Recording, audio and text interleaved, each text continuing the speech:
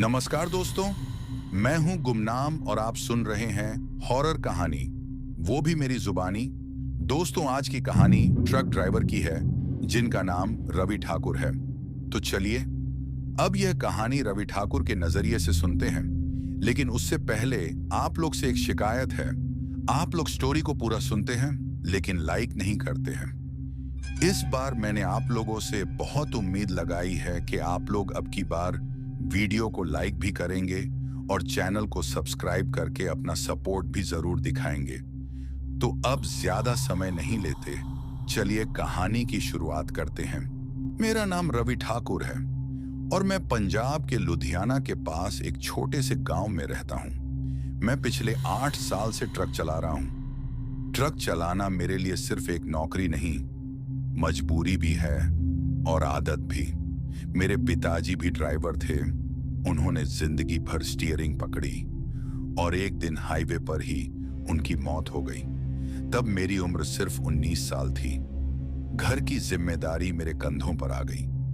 माँ बीमार रहती थी, छोटा भाई पढ़ रहा था, इसलिए मुझे पढ़ाई छोड़कर ट्रक चलाना पड़ा। शुरू में मुझे रात के सफर से बहुत डर लगता था, लेकिन धीरे धीरे आदत हो गई। हाईवे की तन्हाई, इंजन की आवाज और कभी कभी दूर कहीं जलती हुई एक अकेली चाय की दुकान, ये सब मेरी जिंदगी का हिस्सा बन गया। मेरा एक दोस्त भी है, गुरप्रीत, लेकिन मैं उसे प्यार से गुड़ी बुलाता हूँ। वह मेरे साथ क्लीनर और हेल्पर का काम करता है। हम दोनों काफी सालों से साथ सफर कर रहे हैं और सच कहूं तो रात के सफर में अगर गुड़ी साथ न हो तो शायद मैं कब का ये काम छोड़ देता। उस दिन सुबह लगभग 10 बजे की बात है। मैं ट्रांसपोर्ट कंपनी के यार्ड में बैठा चाय पी रहा था। तभी हमारे मालिक बंसल साहब वहां आए। बंसल साहब एक अजीब आदमी थे। ज्यादा हंसते नहीं थे और जब बोलते थे तो सीधा आंखों में देखकर बोलते थे, जैसे सामने वाले को परख रहे हो। उन्होंने मुझे बुलाया और बोले, रवि, एक स्पेशल डिलीवरी है, थोड़ा दूर जाना पड़ेगा। मैंने पूछा, कहां तक जाना है साहब? उन्होंने धीरे से कहा, पंजाब से कश्मीर श्रीनगर के पास एक पुरानी हवेली है, वहां सामान पहुंचाना है। मैंने थोड़ा हैरान होकर पूछा, कौन सा सामान? बंसल साहब ने जवाब दिया, पुरानी हवेली का पुराना सामान, फर्नीचर, संदूक और कुछ पुरानी चीजें। मालिक ने खास कहा है, संभाल के ले जाना। पता नहीं क्यों उनकी बात सुनते ही मेरे दिल में एक अजीब सी बेचैनी हुई। लेकिन पैसा अच्छा मिल रहा था और इतना लंबा ट्रिप मतलब अच्छी कमाई। मैंने हाँ कर दी। दोपहर तक हम लोग उस जगह पहुंच गए जहां से सामान लोड होना था। वह जगह पंजाब के एक पुराने इलाके में थी और वहां एक बहुत पुरानी टूटी फूटी हवेली खड़ी थी। हवेली को देखकर ही अजीब सा एहसास हो रहा था। दीवारों पर काली पड़ चुकी सीपेज, टूटे हुए झरोखे और अंदर से आती हुई मिट्टी और पुराने लकड़ी की बू। गुरी ने धीरे से कहा, रवि भाई, ये जगह ठीक नहीं लग रही। मैंने हंसकर कहा, पागल है क्या, बस पुरानी बिल्डिंग है। थोड़ी देर बाद 4 से 5 मजदूर आए और सामान निकालना शुरू किया। बड़े बड़े अलमारी, कुर्सियां, पुराने फ्रेम और कई लकड़ी के संदूक। तभी एक मजदूर अचानक रुक गया।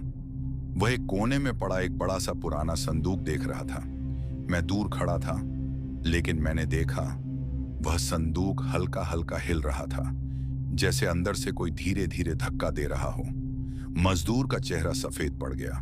वह दौड़ता हुआ मेरे पास आया और बोला, भैया, वह संदूक, वह अपने आप हिल रहा है। मैंने कहा, अरे हवा होगी या जमीन अनईवन होगी, तू काम कर। लेकिन वह आदमी डर गया था। वह संदूक के पास वापस नहीं गया। आखिर दूसरे मजदूर ने हिम्मत करके उस संदूक को उठाया और ट्रक में रख दिया। जब संदूक ट्रक में रखा गया तब एक पल के लिए मुझे लगा जैसे ट्रक के अंदर से हल्की सी थक थक की आवाज आई हो, लेकिन मैंने ध्यान नहीं दिया। शाम होने तक पूरा सामान लोड हो गया। जाने से पहले बंसल साहब फिर मेरे पास आए और बोले, रवि, एक बात याद रखना, रात में ट्रक बिना वजह कहीं मत रोकना और सामान को हाथ मत लगाना। मैंने हैरानी से पूछा, साहब ऐसा क्यों? वह बस इतना बोले, मालिक की हिदायत है, ये कहकर वह वहां से चले गए। रात के 8 बजे मैं और गुड़ी सफर के लिए निकल पड़े। हाईवे पर ट्रक धीरे धीरे बढ़ रहा था।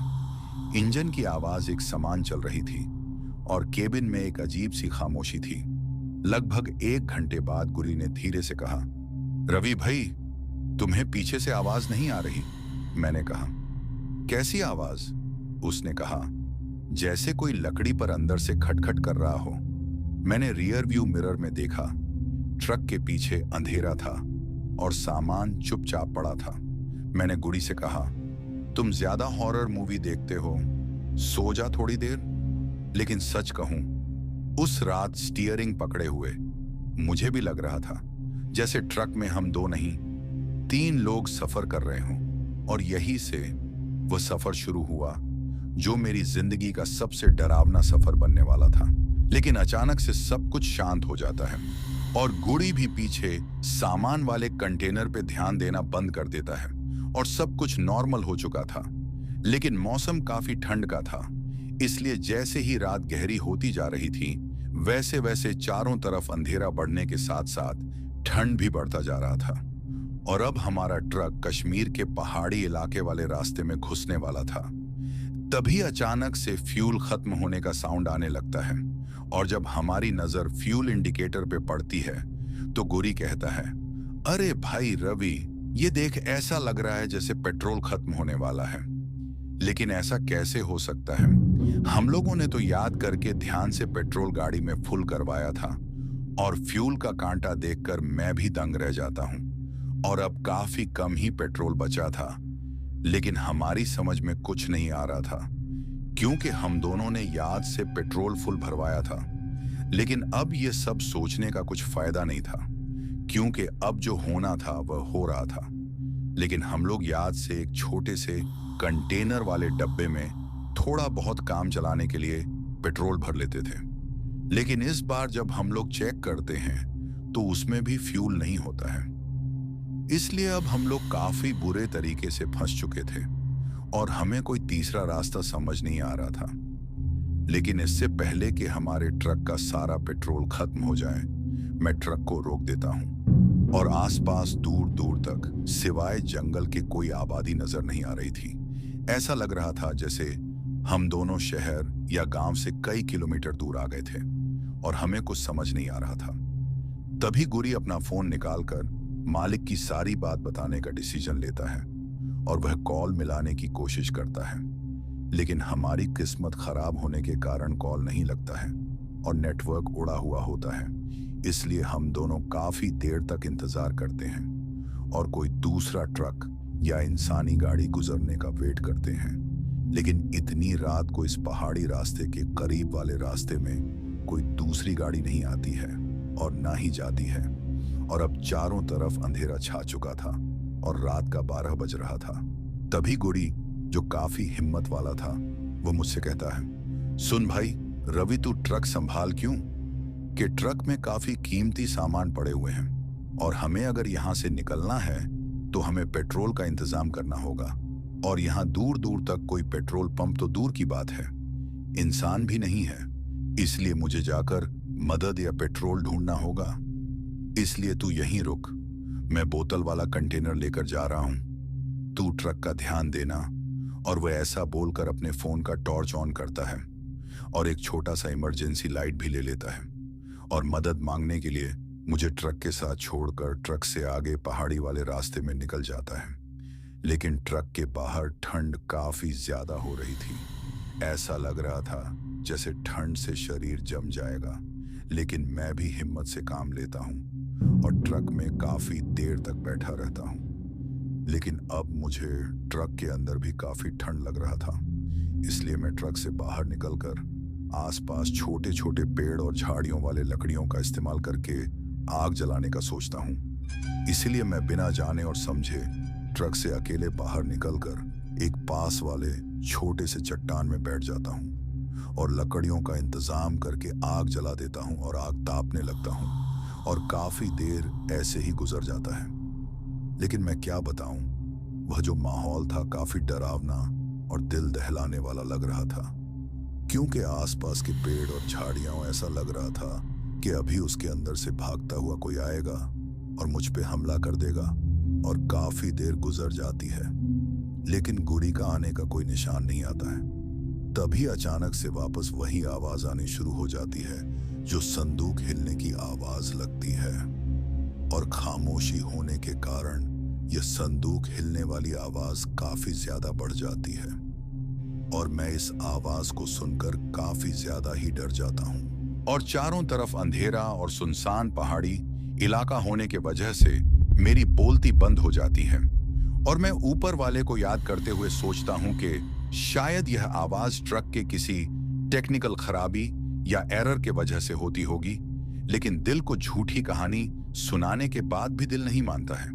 और मैं ट्रक के कंटेनर के पास जब जाता हूं तो मुझे समझ आ जाता है कि यह आवाज ट्रक के कंटेनर के अंदर रखे हुए उस संदूक से आ रही है जो महल में उस वर्कर यानी लोडर ने देखा था, और अब मुझे बेचैनी हो रही थी कि आखिर उस संदूक के अंदर क्या है जो संदूक खुद ब खुद हिल रहा है। इसलिए मैं उत्सुकता में आकर डरते डरते तेजी से ट्रक का कंटेनर का दरवाजा खोल देता हूं और उसके अंदर से वही संदूक निकालकर संदूक को भी खोल देता हूं, क्योंकि उन सभी सामान की चाबी मेरे पास मिली हुई थी। और मैं जैसे ही संदूक खोलता हूं तो मुझे ऐसा दृश्य नजर आता है जो एक जीवित इंसान की मरने के लिए रेडी कर देगा।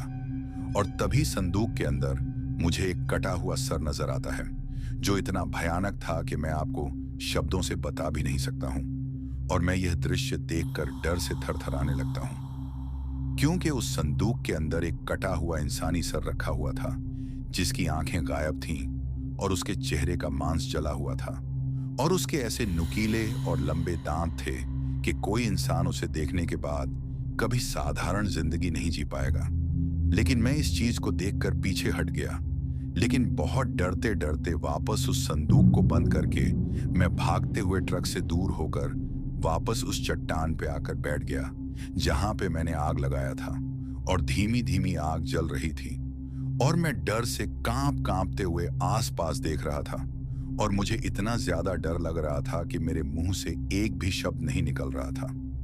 तभी अचानक से मुझे ऐसा महसूस होता है जैसे कोई मेरे पीछे खड़ा है, और मैं बेबस हो जाता हूं, और मेरा दिल जोर जोर से धड़क रहा था, और मैं चेक करने के लिए पीछे मुड़ता हूं तो पीछे कोई भी नहीं होता।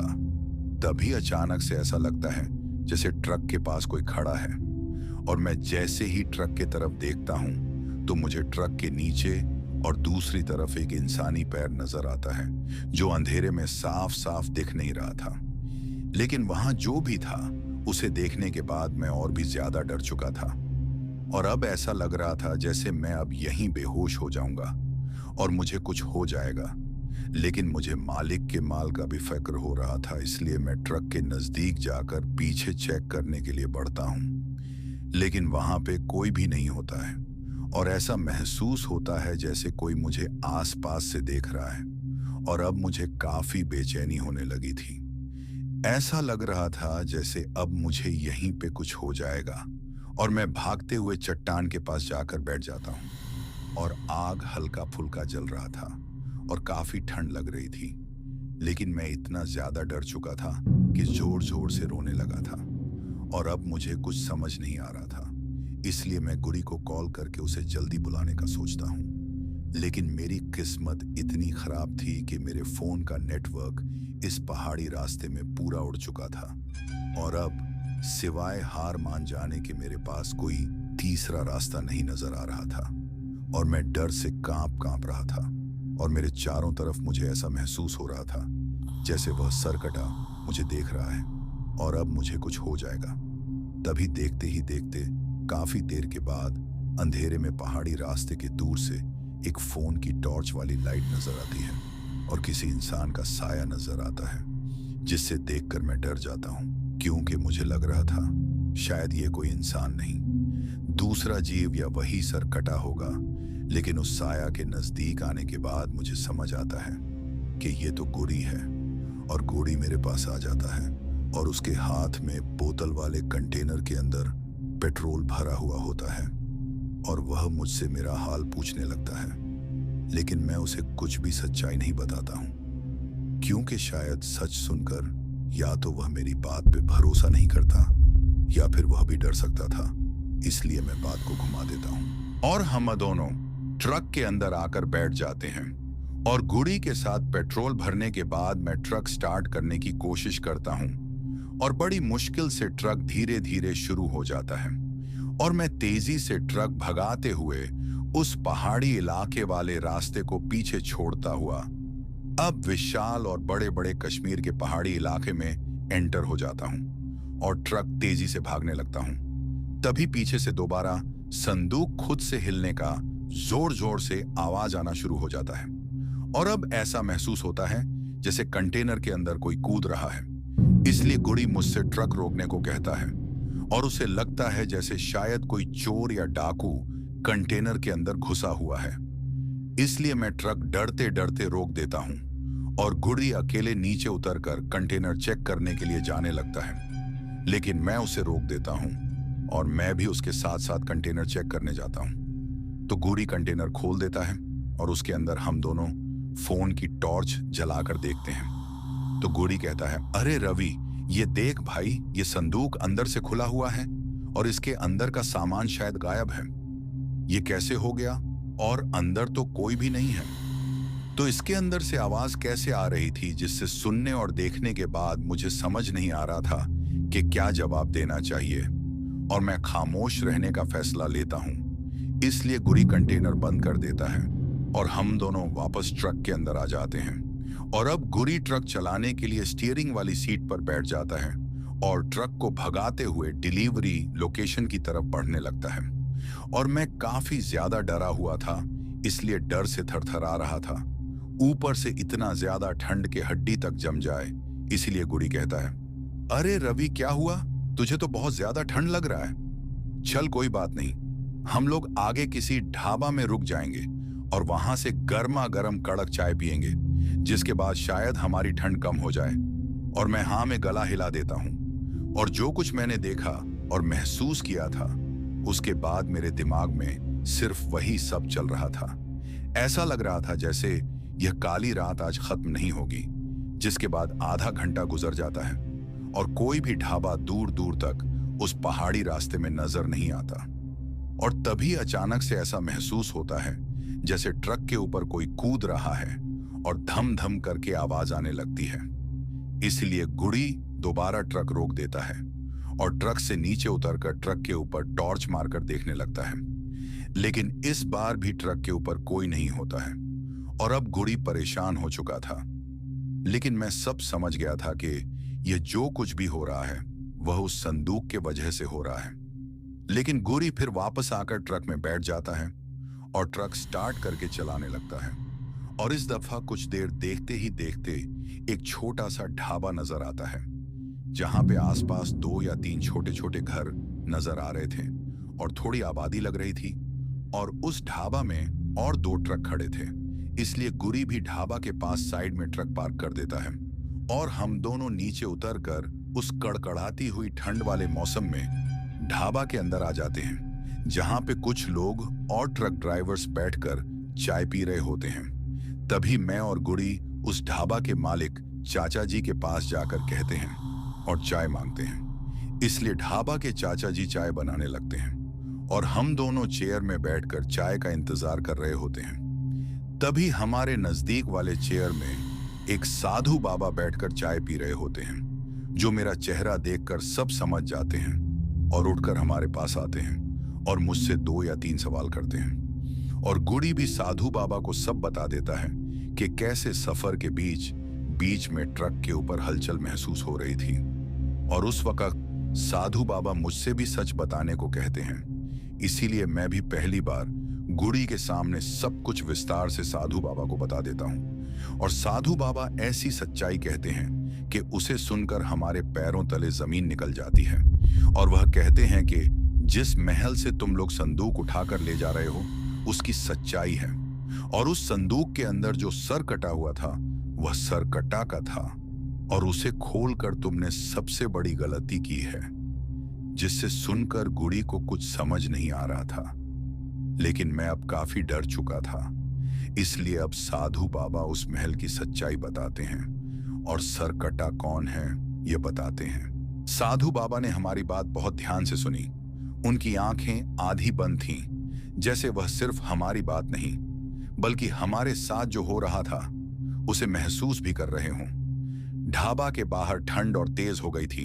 हवा से टिन की छत टिन्नन टिन्नन की आवाज कर रही थी और चूल्हे पर उबलती चाय की सुगंध के बीच बाबा ने धीरे से कहा, तुम लोग जिस हवेली का सामान लेकर जा रहे हो उस हवेली का मालिक कब का मर चुका है। यह सुनकर गुरी ने तुरंत पूछा, मतलब फिर यह सामान किसने भेजा? साधु बाबा ने सीधा जवाब नहीं दिया। उन्होंने मुझे देखा, फिर बोले, उस हवेली में एक जमाने में एक जमींदार रहता था, बहुत जालिम आदमी। लोग उससे सरकटा मालिक के नाम से जानते थे, लेकिन वह नाम उसे बाद में मिला।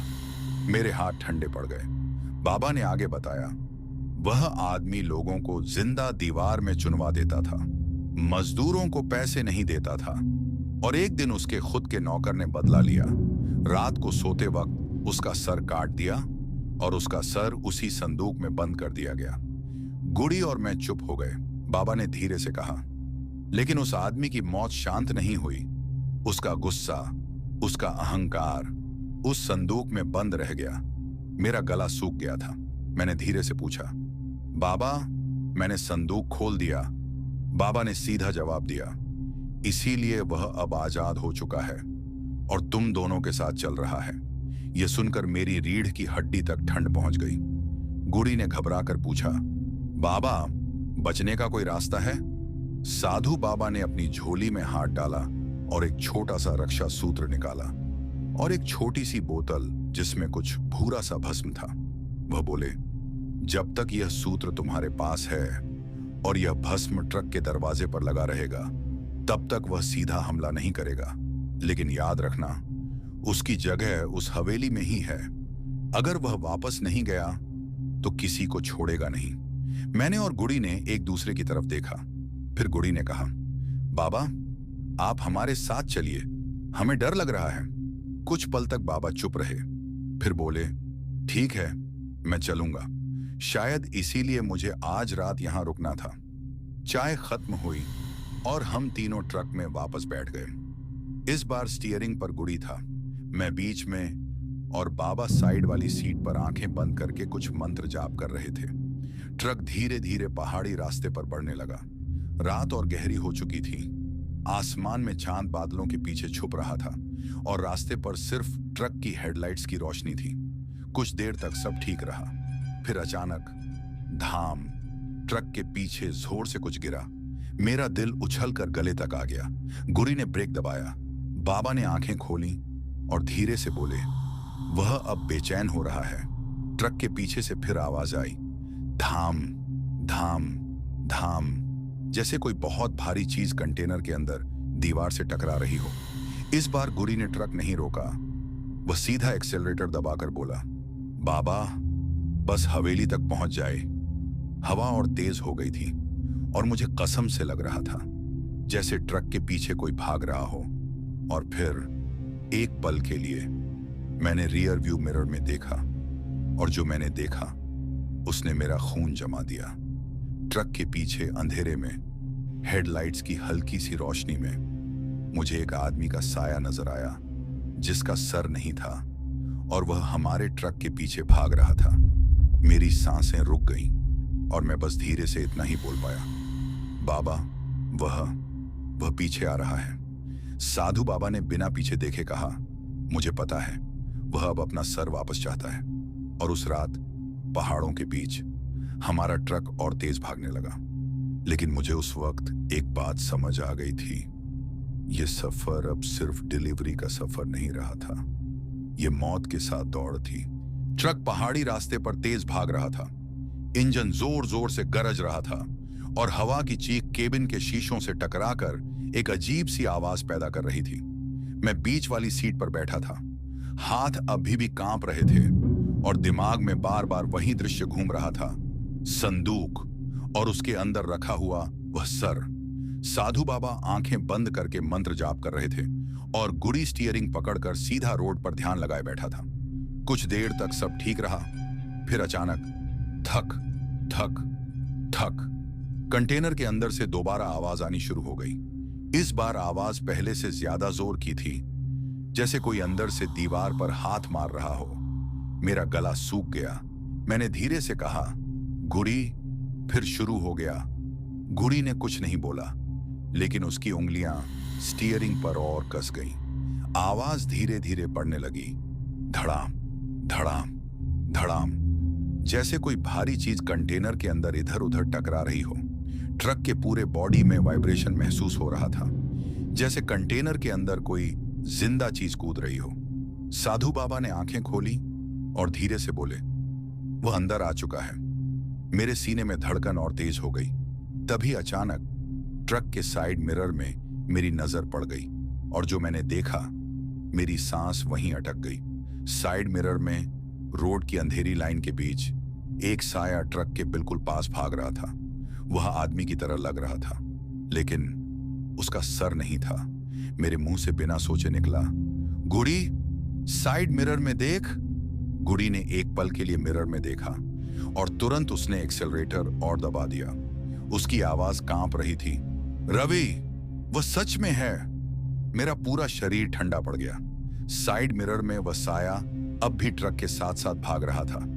उसके पैर जमीन को छू भी नहीं रहे थे, जैसे वह हवा में फिसल रहा हो। फिर अचानक वह साया गायब हो गया। अचानक सब कुछ चुप, सिर्फ इंजन की आवाज और हवा की चीख। मैंने सोचा शायद खत्म हो गया, लेकिन तभी धड़ाम, कंटेनर के अंदर इतनी जोर की आवाज हुई कि पूरा ट्रक हिल गया। गुड़ी ने ब्रेक दबाने की कोशिश की, लेकिन साधु बाबा ने जोर से कहा, ट्रक मत रोको। आवाज और तेज होने लगी, जैसे कोई कंटेनर के अंदर दीवार पर सर पटक रहा हो, जैसे कोई बाहर निकलना चाहता हो। और फिर एक आवाज आई, हल्की लेकिन साफ, घिस, जैसे लोहे पर नाखून घिस रहे हों। मेरी रीढ़ की हड्डी तक सर्दी उतर गई।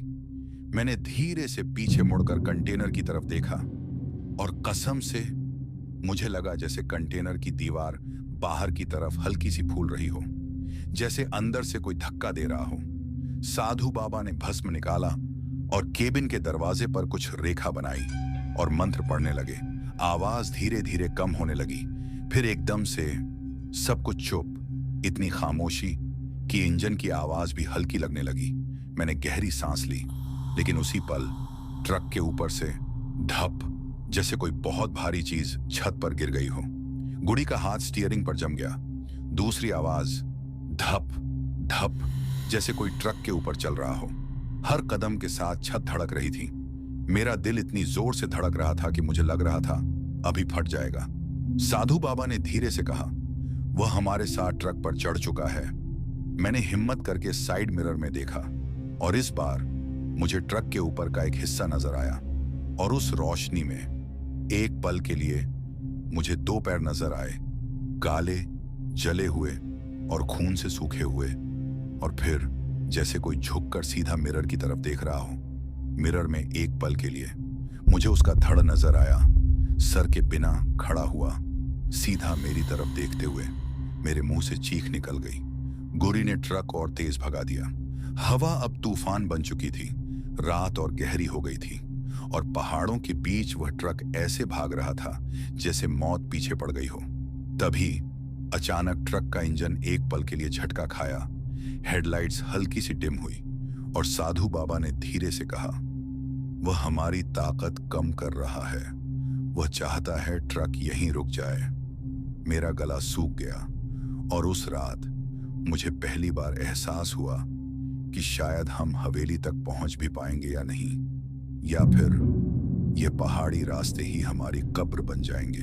ट्रक पहाड़ी रास्ते पर भाग रहा था, लेकिन मुझे महसूस हो रहा था कि इंजन की आवाज धीरे धीरे कमजोर पड़ रही है, जैसे ट्रक की ताकत खत्म हो रही हो। गुरी ने भी शायद यह महसूस कर लिया था। उसने एक्सेलरेटर और दबाया, लेकिन ट्रक ने झटका खाया, फिर एक और झटका, और अचानक घूम घूम घूम, इंजन की आवाज टूटने लगी। मेरा दिल जोर से धड़कने लगा। गुड़ी, क्या हो रहा है? मैंने घबराकर पूछा। गुड़ी ने गुस्से और डर के बीच कहा, पता नहीं, इंजन रिस्पॉन्स नहीं दे रहा। साधु बाबा ने आंखें बंद करके धीरे से कहा, वो ट्रक को रोकना चाहता है। अगले ही पल ट्रक ने एक बड़ा झटका लिया और धीरे धीरे रुक गया। चारों तरफ इतना सन्नाटा था कि हवा की आवाज भी तेज लग रही थी। हेडलाइट्स के आगे बस पहाड़ी रास्ते का एक टुकड़ा दिख रहा था। उसके आगे सिर्फ अंधेरा, इंजन बंद, ट्रक खामोश। मेरी सांसें तेज हो गईं। गुरी ने इग्निशन दोबारा ट्राई किया, लेकिन सिर्फ टक टक टक की आवाज आई। ट्रक स्टार्ट नहीं हुआ। अब मजबूरी थी, हमें उतरना ही था। ठंड इतनी तेज थी कि ट्रक का दरवाजा खोलते ही ऐसा लगा जैसे बर्फ की हवा सीधा हड्डियों तक घुस गई हो। हम तीनों नीचे उतर गए। रात का लगभग 2 बज रहा था। आसमान में चांद बादलों के पीछे छुपा हुआ था और दूर पहाड़ियों के बीच हल्की सी धुंध तैर रही थी। मैं टॉर्च लेकर आसपास देखने लगा। तभी गुरी ने धीरे से कहा, रवि, उधर देख। मैंने उसकी उंगली की तरफ देखा और मेरी सांस रुक गई। दूर पहाड़ी के ऊपर अंधेरे के बीच एक पुरानी हवेली नजर आ रही थी। उसकी कुछ खिड़कियों में हल्की सी पीली रोशनी जल रही थी, जैसे वहां कोई हो। साधु बाबा ने उस हवेली को देखा और उनका चेहरा गंभीर हो गया। वो बोले, शायद वही जगह है जहां हमें जाना होगा। ट्रक यहीं ठीक नहीं होगा। जब तक वो वापस अपनी जगह ना पहुंच जाए। मेरा गला सूख गया। हमें पैदल चलना था। हम तीनों टॉर्च लेकर पहाड़ी रास्ते पर चलने लगे। हवा और तेज हो रही थी। पेड़ों की शाखें आपस में टकराकर अजीब सी चीख जैसी आवाज कर रही थीं। लगभग 10 मिनट चले होंगे। तभी अचानक मुझे लगा जैसे हमारे पीछे किसी के कदम की आवाज आ रही हो। खट खट खट। मैं रुक गया। गुड़ी भी रुक गया। साधु बाबा ने मंत्र जपना शुरू कर दिया। आवाज भी रुक गई। फिर अचानक मेरे बिल्कुल पास से तेज ठंडी हवा का झोंका गुजरा और उसी पल गुड़ी जोर से चिल्लाया, रवि, पीछे। मैं पलटकर देखते ही जम गया। अंधेरे में एक धुंधला सा साया जमीन से थोड़ा ऊपर, और उसका सर नहीं था। सर कटा। मेरा शरीर सुन्न हो गया। वो अचानक हमारी तरफ झपटा। साधु बाबा ने तुरंत भस्म हवा में फेंका और जोर से मंत्र पढ़ा। एक पल के लिए हवा में जैसे बिजली सी चमकी और वो साया पीछे हट गया, लेकिन सिर्फ एक पल के लिए। अगला हमला और तेज था। इस बार वो सीधा साधु बाबा पर झपटा। बाबा ने बचने की कोशिश की, लेकिन एक जोर का झटका उन्हें लगा और वो जमीन पर गिर गए। उनके कंधे से खून निकलने लगा। बाबा! मैं और गुड़ी एक साथ चिल्लाए। मेरा दिल डूब गया। साधु बाबा दर्द से कराह रहे थे, लेकिन फिर भी मंत्र पढ़ रहे थे। उन्होंने मुश्किल से कहा, रुको मत, हवेली तक पहुंचना होगा, वरना ये हमें यहीं खत्म कर देगा। मैंने और गुड़ी ने बाबा को संभाला और धीरे धीरे आगे बढ़ने लगे। मुझे महसूस हो रहा था जैसे वो चीज अब भी हमारे आसपास घूम रही हो। कभी हवा अचानक ठंडी हो जाती, कभी पेड़ की शाख बिना हवा के हिलने लगती, और हर पल ऐसा लग रहा था जैसे कोई अंधेरे में खड़ा हमें देख रहा हो। कुछ देर बाद हम हवेली के बड़े लोहे के गेट के सामने खड़े थे। गेट आधा खुला हुआ था और अंदर से एक पुरानी सी बू आ रही थी। मिट्टी, सड़ी हुई लकड़ी और कुछ और जो पहचान में नहीं आ रहा था। साधु बाबा ने धीरे से कहा, यही जगह है, लेकिन अंदर जाने के बाद जो होगा उसके लिए तैयार रहना। मैंने हवेली के अंधेरे दरवाजे की तरफ देखा और उस पल मुझे पक्का महसूस हुआ कि हवेली के अंदर कोई हमारा इंतजार कर रहा है, और शायद वो सर कटा नहीं था। हवेली का बड़ा लोहे का गेट हमने धीरे से धक्का देकर खोला और वह अपने आप कर्र की आवाज के साथ और खुल गया। अंदर घुसते ही एक ठंडी सी बदबू नाक में घुस गई, जैसे सड़ी हुई लकड़ी, पुरानी मिट्टी और कुछ ऐसा जो मैं पहचान नहीं पा रहा था। अंदर अंधेरा इतना गहरा था कि टॉर्च की रोशनी भी कम पड़ रही थी। दीवारों पर पुराने जले हुए निशान थे और जमीन पर धूल की मोटी परत जम चुकी थी। साधु बाबा को संभालते हुए हम धीरे धीरे आगे बढ़ रहे थे। उनकी सांस तेज चल रही थी, कंधे से खून अब भी बह रहा था। तभी धड़ाम, पीछे से हवेली का बड़ा गेट अपने आप जोर से बंद हो गया। मेरी रीढ़ की हड्डी तक सर्दी उतर गई। गुरी ने डर कर पीछे मुड़कर देखा। यह किसने बंद किया? किसी ने जवाब नहीं दिया। हवेली के अंदर एक अजीब सी खामोशी छा गई, इतनी गहरी कि अपनी सांस की आवाज भी अजीब लग रही थी।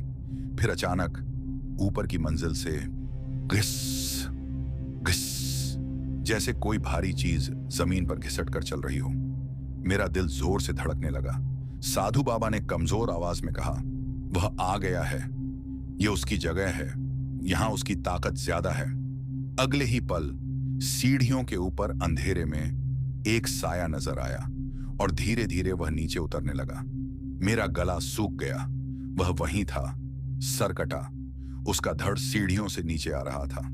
पैर जमीन को छू रहे थे, लेकिन आवाज अजीब सी गूंज रही थी, जैसे खोखली जगह में कदम पड़ रहे हों। गुरी ने मुझे पकड़ लिया। रवि, भाग! हम साधु बाबा को संभालते हुए दौड़ पड़े, लेकिन उससे पहले कि हम दूर जा पाते, वह चीज बिजली की तरह हमारी तरफ झपटी। साधु बाबा ने मंत्र पढ़ने की कोशिश की, लेकिन इस बार वह रुका नहीं।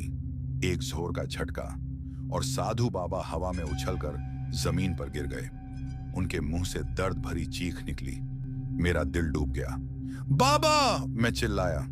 सर कटा बिल्कुल उनके पास खड़ा था, जैसे उनकी सांस खत्म होने का इंतजार कर रहा हो। गुरी ने मुझे जोर से खींच लिया। रवि, अगर यहीं रुक गए तो हम भी मर जाएंगे। हमने साधु बाबा को पकड़ा और एक साइड वाले पतले से गैलरी में दौड़ पड़े। हमें एक छोटा सा कमरा नजर आया। दरवाजा आधा टूटा हुआ था। हम तीनों उसके अंदर घुस गए और गुरी ने जोर से दरवाजा बंद कर दिया और अंदर से एक पुरानी अलमारी घसीटकर दरवाजे के आगे लगा दी। और उसी पल धड़ाम! दरवाजे पर इतनी जोर की चोट लगी कि पूरा कमरा हिल गया। मेरा खून जम गया। फिर धड़ाम धड़ाम धड़ाम, जैसे कोई बाहर से दरवाजा तोड़ने की कोशिश कर रहा हो। कमरे की छत से मिट्टी झड़ने लगी, दीवार की दरारों से धूल गिरने लगी। मेरी सांसें टूट रही थीं। गुड़ी भी कांप रहा था और साधु बाबा, वह जमीन पर पड़े थे, बेहोश। मैंने घबराकर उनका चेहरा हिलाया। बाबा, बाबा, आंखें खोलिए। कुछ पल तक कोई जवाब नहीं मिला। बाहर दरवाजे पर जोर जोर से वार हो रहे थे। हर चोट के साथ लग रहा था दरवाजा अब टूट जाएगा। मैंने पानी की बोतल निकाली और बाबा के मुंह पर छिड़का। कुछ पल बाद उनकी पलकें हल्की सी हिली। मैंने जल्दी से कहा, बाबा, होश में आइए, हमें क्या करना होगा? साधु बाबा ने बहुत मुश्किल से आंखें खोली। उनकी सांस टूट रही थी। वह धीरे से बोले, उसका सर वापस संदूक में बंद करो, तभी वह रुकेगा। मेरा दिल एक पल के लिए रुक गया। लेकिन बाबा, संदूक तो ट्रक में है। बाबा ने मुश्किल से कहा, सुबह होने से पहले, वरना वह तुम दोनों को नहीं छोड़ेगा। बाहर दरवाजा और जोर से हिलने लगा। धड़म! अलमारी अपनी जगह से सरक गई। मेरी आंखों में आंसू आ गए। बाबा, आप ठीक हो जाएंगे ना? साधु बाबा ने धीरे से सिर हिलाया, लेकिन उनकी आंखों में मुझे जवाब मिल गया था। वह बचने वाले नहीं थे। उन्होंने अपनी झोली में से रक्षा सूत्र निकाला और मेरे हाथ में रख दिया। इसे संभाल कर रखना। जब तक यह तुम्हारे पास है, वह सीधा हमला नहीं कर पाएगा। उनकी आवाज धीरे धीरे कमजोर पड़ रही थी। फिर उन्होंने एक लंबी सांस ली और उनका हाथ धीरे से धूल पर गिर गया। उनकी आंखें खुली रह गईं, लेकिन उनमें जिंदगी नहीं थी। मेरा गला बंद गया। गुड़ी चुप खड़ा था। उसकी आंखों में भी आंसू थे। बाहर दरवाजे पर वार अब भी हो रहे थे और अब हर चोट के साथ दरवाजा थोड़ा थोड़ा टूट रहा था। कमरे के अंदर मौत का डर और साधु बाबा की लाश, और बाहर वह चीज। उस पल मुझे पहली बार सच में लगा, शायद हम सुबह तक जिंदा नहीं बचेंगे। और तभी दरवाजे की लकड़ी में एक बड़ी सी दरार पड़ गई और उस दरार के बीच से अंधेरे में मुझे दो काले हाथ नजर आए जो धीरे धीरे दरवाजा तोड़ने की कोशिश कर रहे थे। मेरी सांसें रुक गईं और मुझे समझ आ गया, वह अंदर आने ही वाला है। रात का वह आखिरी पल, दरवाजा एक जोर की चीख के साथ टूट गया। लकड़ी के टुकड़े हवा में उड़ते हुए हमारे चेहरे के पास से गुजरे और अंधेरे के बीच वह हम सर कटा दरवाजे की दहलीज पर खड़ा था। उसके कंधों पर खून से भीगा गला और उसकी गर्दन के जगह से धुआं निकल रहा था। भाग! मैंने चीख कर गुड़ी का हाथ पकड़ा। हम दोनों खिड़की की तरफ दौड़े। पीछे से भारी पैरों की आहट, दीवार हिल रही थी और सर कटा का अंधेरा साया जमीन पर लंबे होते हुए हमारी तरफ बढ़ रहा था। खिड़की तोड़ते ही हम नीचे घास में गिरे। घुटने छिल गए, सांस फूल रही थी, लेकिन हम रुके नहीं। पीछे से हवेली के अंदर से वह खौफनाक चीख गूंजी, जैसे किसी ने गुस्से में आसमान को फाड़ दिया हो। हम सीधा ट्रक की तरफ भागे। ट्रक बिल्कुल वहीं था, रास्ता बदला नहीं था। सुबह होने में अभी वक्त था, अंधेरा गहरा था, लेकिन हमने एक पल भी जाया नहीं किया। मैं स्टीयरिंग पर बैठा, इग्निशन घुमाया, इंजन पहले 2 बार खड़खड़ाया, जैसे स्टार्ट होने से इनकार कर रहा हो। चल जा, भगवान के लिए चल जा, गुरी ने डैशबोर्ड पकड़कर कहा। तीसरी बार इंजन गरजा। ट्रक तेज रफ्तार से हवेली के गेट से बाहर निकल गया। रियर व्यू मिरर में मैंने एक झलक देखी। हवेली की छत पर एक अंधेरा साया खड़ा था, सर कटा। उसका बिना सर का जिस्म सीधा हमारी तरफ देख रहा था, जैसे उसे पता हो कि हम कहां जा रहे हैं। सुबह होने तक हम पहाड़ों के रास्ते श्रीनगर पहुंच गए। थकान, डर और शौक से हम दोनों की हालत खराब थी। लोकेशन पर सामान उतारा गया। मालिक वहां मौजूद था। हमने उसे सब कुछ बताया। ट्रक का हिलना, संदूक, हवेली, साधु बाबा, सर कटा। मालिक हंस पड़ा। रात भर ड्राइव की है, थकान होगी, दिमाग कहानी बना लेता है, उसने हल्का सा मजाक उड़ाते हुए कहा। सर, हम मजाक नहीं कर रहे, गुरी ने धीरे से कहा। मालिक ने हाथ हिला दिया। डिलीवरी हो गई, पैसे मिल जाएंगे, अब घर जाओ और आराम करो। उसकी आंखों में यकीन नहीं था, लेकिन एक अजीब बात हुई। जब वह साइन कर रहा था, उसने अचानक अपनी गर्दन को हाथ लगाया, जैसे ठंडी हवा का एहसास हुआ हो। एक पल के लिए उसका चेहरा सफेद पड़ गया, फिर वह नॉर्मल हो गया। हम श्रीनगर से सुबह सुबह निकल पड़े। दिन की रोशनी में सब कुछ नॉर्मल लग रहा था। पहाड़, नदी, धूप, जैसे कल रात कुछ हुआ ही ना हो। लेकिन ट्रक के केबिन में एक अजीब खामोशी थी। न मैं बोल रहा था, न गुरी। कभी कभी मुझे लगता रियर व्यू मिरर में कोई अंधेरा सा साया दिखा, लेकिन जब ध्यान से देखता कुछ नहीं होता। शाम तक हम पंजाब पहुंच गए। मैं अपने घर चला गया, गुड़ी अपने। सब कुछ खत्म हो चुका था, या शायद नहीं। रात को लगभग 2 बजे मेरा फोन बजा। स्क्रीन पर नाम था गुरी। हेलो। दूसरी तरफ से उसकी सांस तेज चल रही थी। भाई, उसकी आवाज कांप रही थी। वह यहीं है। मतलब जब भी आंख बंद करता हूं मुझे वह दिखता है, सर कटा, बिल्कुल पास, जैसे मेरे ऊपर झुक कर देख रहा हो। मेरे शरीर में ठंड सी दौड़ गई। शायद डर का असर है। मैंने समझाने की कोशिश की। नहीं, गुड़ी चीखा, मेरे कान के पास कोई फुसफुसा रहा है। अभी भी फोन में हल्का सा स्टैटिक आया, और फिर मुझे भी फोन के स्पीकर में एक बहुत हल्की सी फुसफुसाहट सुनाई दी, जैसे कोई कह रहा हो, वापस आ जाओ। मैंने तुरंत फोन काट दिया। मेरा कमरा अंधेरा था। मैं धीरे से उठा और दरवाजे की तरफ देखा। सब नॉर्मल था, लेकिन जब मैंने शीशे में अपना अक्स देखा, मेरे पीछे एक पल के लिए एक अंधेरा धुंधला सा साया खड़ा था, और फिर गायब। सुबह के बाद कुछ दिन तक सब ठीक लगने लगा था। मैं अपने घर पर था और गुड़ी भी अपने गांव लौट चुका था, लेकिन उसकी बातें मेरे दिमाग से जा ही नहीं रही थी। हर रात वह मुझे फोन करता। उसकी आवाज में डर साफ महसूस होता। भाई, जैसे ही मैं आंख बंद करता हूं, वह सामने खड़ा होता है, बिना सर का, और उसके हाथ मेरी तरफ बढ़ते हैं। कभी वह कहता उसके कान के पास कोई धीरे धीरे फुसफुसाता है।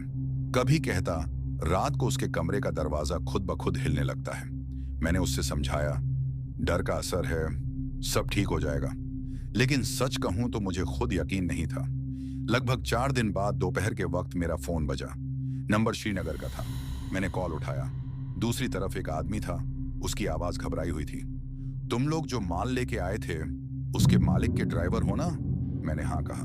फिर उसने जो कहा उसने मेरी रीढ़ की हड्डी तक ठंडी कर दी। मालिक कल रात अपने कमरे में मरे हुए मिले। मेरा हाथ सुन्न हो गया। कैसे? आदमी कुछ पल चुप रहा, फिर धीरे से बोला।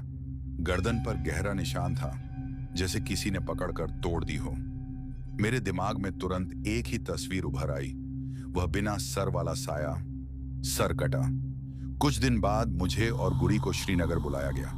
पुलिस को स्टेटमेंट चाहिए था। पुलिस वाले नॉर्मल सवाल कर रहे थे। दुश्मनी थी, बिजनेस का झगड़ा, कोई पुरानी बीमारी। उनके लिए यह एक सीधा सा मर्डर या हार्ट अटैक का केस था। लेकिन जब मैं मालिक के कमरे में गया तो मुझे तुरंत समझ आ गया कि यह इंसान का काम नहीं था। कमरे की दीवार पर एक गहरा सा निशान था, जैसे किसी ने खून से हाथ घसीट कर लिखने की कोशिश की हो, लेकिन लिखा कुछ भी साफ नहीं था, सिर्फ टेढ़ी मेढ़ी लकीरें। और कमरे में वही ठंडी हवा थी, वही मौत जैसी ठंडक जो मैंने हवेली में महसूस की थी। गुरी ने मेरी तरफ देखा, उसकी आंखें फैली हुई थीं। उसने धीरे से कहा, भाई, वह यहां तक आ गया। मेरे गले में आवाज अटक गई। पुलिस ने हमें एक रात रुकने को कहा फॉर्मेलिटीज के लिए। उस रात हम होटल के कमरे में थे और गुरी सो नहीं पा रहा था। रात के लगभग 2 बजे अचानक गुरी सीधा उठ बैठा। उसकी सांसें तेज हो रही थीं। मैंने फिर देखा, वह यहीं था, इस कमरे में। मैं तुरंत उठ गया। कमरा बिल्कुल खामोश था, लेकिन एक अजीब सी बात थी। खिड़की बंद होने के बाद भी पर्दे धीरे धीरे हिल रहे थे। और फिर तक तक तक कोई बाहर कॉरिडोर में चल रहा था, भारी, धीमे, घिसते हुए कदम। वह आवाज हमारे कमरे के बाहर आकर रुक गई। गुड़ी का हाथ मेरे बाजू को जोर से पकड़ चुका था। हम दोनों सांस रोक कर खड़े रहे। दरवाजे के नीचे से एक पतली सी परछाई दिखने लगी, जैसे कोई दरवाजे के बिल्कुल सामने खड़ा हो। और फिर धड़, दरवाजे पर एक जोर की थप पड़ी। हम दोनों का खून जम गया। दूसरी थप नहीं पड़ी, कोई आवाज नहीं आई, बस कॉरिडोर फिर से बिल्कुल खामोश हो गया। सुबह जब दरवाजा खोला तो कॉरिडोर बिल्कुल खाली था, लेकिन दरवाजे पर एक निशान था, 5 उंगलियों का, जैसे किसी ने लोहे के हाथ से दरवाजा पकड़ा हो और लकड़ी थोड़ी सी अंदर धंस गई थी। गुरी ने वह निशान देखा और उसके होंठों से सिर्फ एक लफ्ज निकला, वह। फॉर्मेलिटीज खत्म होते ही हम दोनों तुरंत वापस निकल गए। ट्रक हाईवे पर दौड़ रहा था। दिन का वक्त था, लेकिन फिर भी मुझे बार बार रियर व्यू मिरर देखने का मन करता, जैसे कोई पीछे बैठा हो। उस दिन मुझे पहली बार एहसास हुआ कि यह कहानी खत्म नहीं हुई, यह तो अभी शुरू हुई है। क्योंकि सर कटा सिर्फ एक जगह से जुड़ा हुआ साया नहीं था, वह अब हमारे साथ चल रहा था। और कहीं ना कहीं दिल के अंदर एक अजीब सी बात बार बार घूम रही थी, अगर वह मालिक तक पहुंच सकता है तो एक दिन वह हम तक भी जरूर पहुंच जाएगा। उस सफर के बाद जिंदगी ऊपर से नॉर्मल दिख रही थी, लेकिन अंदर ही अंदर सब बदल चुका था। मैं दिन भर ट्रक चलाता, लोगों से मिलता, चाय पीता, हंसी मजाक भी करता, लेकिन रात होते ही एक अजीब सा बोझ दिल पर बैठ जाता। गुरी से मेरी बात रोज होने लगी थी। पहले वह सिर्फ डर के बारे में बताता था, लेकिन एक दिन उसकी आवाज में सिर्फ डर नहीं, दर्द भी था। उसने धीरे से कहा, भाई, मेरी तबीयत ठीक नहीं लग रही। मैंने पूछा, क्या हुआ? वह कुछ पल चुप रहा, फिर बोला, सुबह उठा तो गले में जलन हो रही थी। जब आईने में देखा तो गले पर नीले निशान थे, जैसे किसी ने जोर से पकड़ा हो। मेरी सांसें एक पल के लिए रुक गईं। मैंने तुरंत कहा, डॉक्टर को दिखा, शायद एलर्जी या इन्फेक्शन हो। वह हंसने की कोशिश करते हुए बोला, डॉक्टर को क्या बताऊंगा भाई, कि रात को कोई बिना सर वाला आदमी आकर मेरा गला दबा रहा था। उसकी हंसी नकली थी और मैं समझ गया था कि बात मजाक की नहीं है। उस रात मुझे नींद नहीं आई। बार बार वही तस्वीर दिमाग में आती रही, सर कटा के हाथ और गुड़ी का गला। 2 दिन बाद रात के लगभग 1 बजे मेरा फोन जोर जोर से बजने लगा। स्क्रीन पर गुड़ी का नाम देखते ही मेरा दिल तेज धड़कने लगा। मैंने कॉल उठाया। दूसरी तरफ सिर्फ सांस लेने की आवाज आ रही थी, तेज और टूटी टूटी। गुड़ी?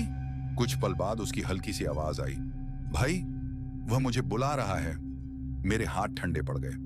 क्या मतलब? वह धीरे धीरे बोल रहा था, जैसे नींद में हो। बाहर रास्ते पर वह खड़ा है, हाथ से इशारा कर रहा है, मुझे बाहर आने को बोल रहा है। मैंने जोर से कहा, गुड़ी, होश में आ, दरवाजा मत खोलना। लेकिन उसने मेरी बात जैसे सुनी ही नहीं। फोन पर खटाक की आवाज आई, जैसे दरवाजा खुला हो, फिर हवा की सर सर, और फिर चुप। गुड़ी, गुड़ी, कोई जवाब नहीं आया। मेरा दिल इतना जोर से धड़क रहा था कि लग रहा था सीना फट जाएगा। मैं तुरंत बाइक लेके उसके घर की तरफ निकल पड़ा। रात का वक्त था, सड़क खाली, हवा ठंडी, और हर मोड़ पर मुझे लग रहा था जैसे कोई पीछे चल रहा हो। जब मैं उसके घर पहुंचा तो दरवाजा आधा खुला था, अंदर अंधेरा था। मैंने धीरे से आवाज दी, गुड़ी। कोई जवाब नहीं।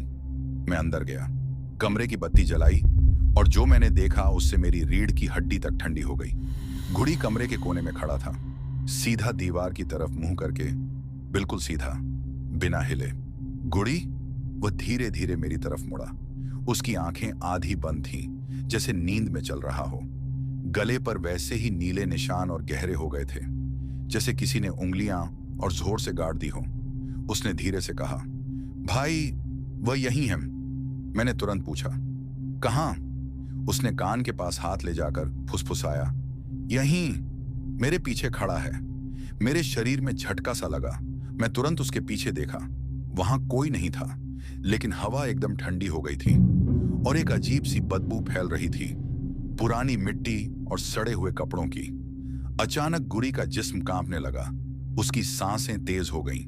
वह अपना गला पकड़कर जमीन पर गिर गया, जैसे कोई उसका गला दबा रहा हो, लेकिन वहां कोई नहीं था। गुड़ी, मैं उसे संभालने की कोशिश करने लगा। कुछ पल बाद वह बेहोश हो गया। मैं उसे पानी छिड़क कर होश में लाया। जब उसकी आंखें खुलीं तो वह इतना डरा हुआ था कि बोल भी नहीं पा रहा था। कुछ देर बाद उसने बस इतना कहा, भाई, वह मुझे छोड़ने वाला नहीं है। उस रात मैं उसके घर पर ही रुक गया, लेकिन नींद दोनों को नहीं आई। हर छोटी सी आवाज पर हम दोनों का दिल उछल जाता। सुबह होने पर थोड़ी हिम्मत आई, लेकिन एक बात समझ आ गई थी, सर कटा अब सिर्फ सपनों में नहीं आ रहा था। वह हमारी जिंदगी में घुस चुका था और अब वह गुड़ी को अपना शिकार बना रहा था। और मुझे अंदर ही अंदर एक और बात का डर सताने लगा था। अगर आज वह गुड़ी के पीछे है तो कल शायद मेरी बारी होगी। उस सुबह के बाद सब कुछ जैसे सामान्य दिख रहा था, लेकिन अंदर ही अंदर डर जिंदा था। गुड़ी की मौत को 3 दिन हो चुके थे। लोग कहते रहे, हार्ट अटैक होगा, दम घुट गया होगा, लेकिन मैं सच जानता था, वह अकेला नहीं था उस कमरे में। मैंने किसी को कुछ नहीं बताया, क्योंकि अगर बताता तो लोग मुझे ही पागल समझते। 13वीं के बाद की रात में अपने घर में अकेला था। बाहर हल्की बारिश हो रही थी, छत पर पानी की बूंदें टकरा रही थीं और हर आवाज मेरे दिल की धड़कन के साथ ताल मिला रही थी। करीब 1:40 बजे अचानक कमरे की लाइट झपकने लगी। पहले धीमे, फिर तेज, फिर पूरा अंधेरा। मैं बिस्तर पर सीधा बैठ गया। वहीं सड़ी हुई मिट्टी और पुराने कपड़ों की बदबू हवा में फैल गई। मेरा गला सूखने लगा। फिर मुझे साफ महसूस हुआ कोई मेरे पीछे खड़ा है। मैंने हिम्मत करके पीछे मुड़कर देखा, कुछ नहीं था, लेकिन जैसे ही वापस सामने देखा, मेरे कमरे के दरवाजे के पास एक साया खड़ा था। लंबा, काला, कंधों तक शरीर साफ दिखाई दे रहा था, लेकिन उसके ऊपर कुछ नहीं।